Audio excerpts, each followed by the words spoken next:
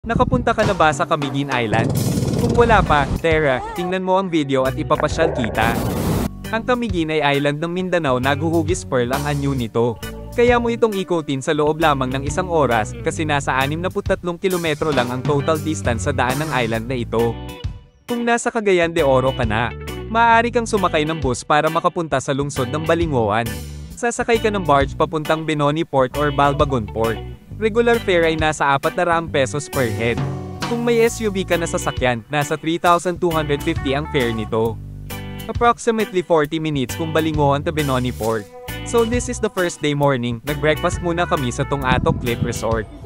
Kakaiba ang ganda ng lugar nila. Talagang good ang morning mo pag ito ang iyong makikita. Ang sarap sa mata, ang lamig ng hangin. Malayo ang iyong natatanaw, at makikita mo ang ganda at ang linaw ng dagat. Hindi na kami nagtagal.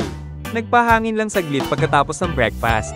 At nagpatuloy muna kami papunta sa aming accommodation place, sa Dominicao Vibes Resort. Napaka-accommodating ang may-ari ng resort. May free coffee at may suman malagkit pa. Maganda ang dormitory room nila at affordable pa.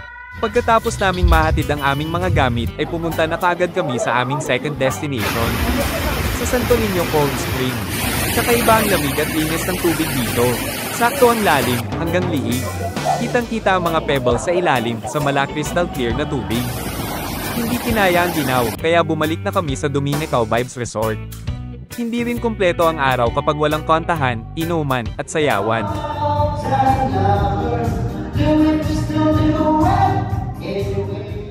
Kinabukasan sa second day, maaga na kaming nag-prepare para pumunta sa White Island.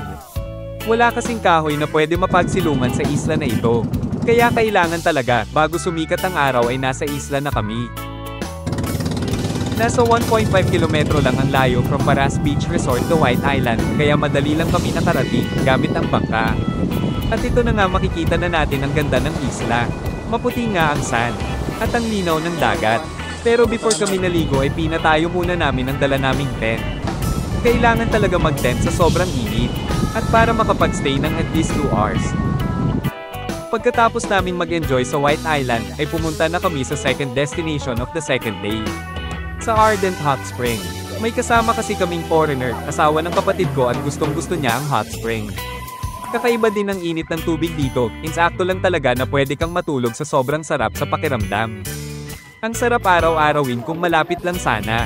Na-enjoy talaga namin ang pagligo sa hot spring. Doon na lang din kami nananghalian sa labas ng spring. May karinderya kasi na pwede kang mag-request ng gusto mong ipaluto. Kaya tinyo lang isda pinaluto namin. Pagdating ng hapon ay bumalik na ulit kami sa Dominicao Vibes Resort para makapagpahinga na rin. Kinabukasan sa third day, maaga na naman kaming gumising para pumunta sa Mantigi Island.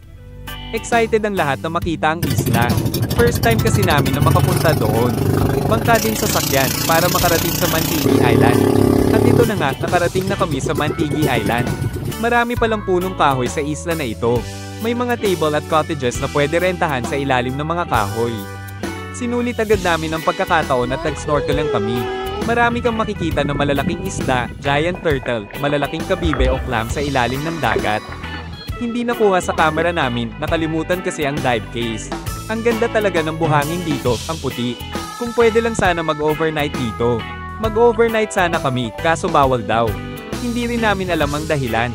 At nagtungo na kami sa Tuasan Falls para magpalamig. Mainit na kasi sa isla. At dito na nga namin tinapos ang aming pagligo sa malamig na falls. Tanggal ang maalat na tubig sa aming mga balat. Magino at malinis na tubig, sakto pa ang finish para mamaya mahimbing ang tulog.